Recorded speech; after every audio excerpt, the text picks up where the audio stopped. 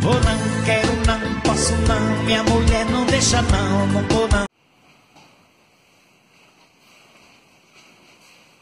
Romero. Oi. Me tira uma dúvida. Tira, meu bem, meu amor. Diga. Antes de você casar comigo, você pescava? Oxi! Pescava demais, eu lembro. Eu tinha uns 19 anos, quando eu não saía da beira do rio, Rose. É nada. É, rapaz, pegava um peixe. É, que tamanho que é esses peixes? Ó, Rose, uma vez eu peguei um pacu de 42 quilos, peguei um tucunaré de 350 gramas, Oxi. 51 quilos, 350 gramas. O tucunaré era isso. O pacu que eu peguei de 52 quilos era isso. É nada. Entendeu? O pirarucu que eu comprei, que eu peguei, tinha uns 2 metros. Uns 2 metros.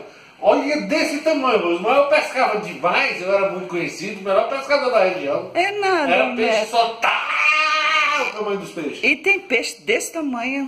Mas se tu com um aré desse tamanho aqui, minha filha, de 40 quilos. Existe isso, Romero? Existe? É não. Oxe, existe.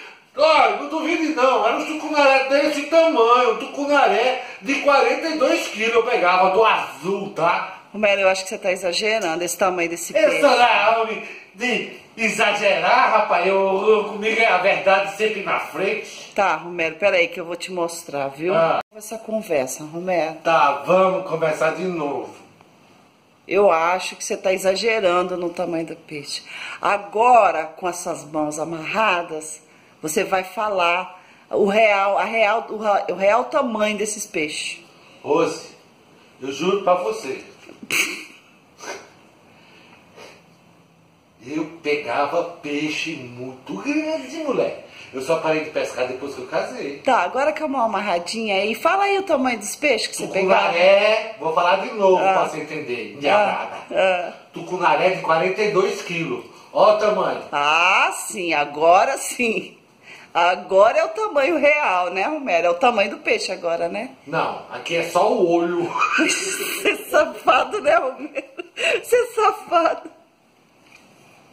É mentira, Té? Verdade.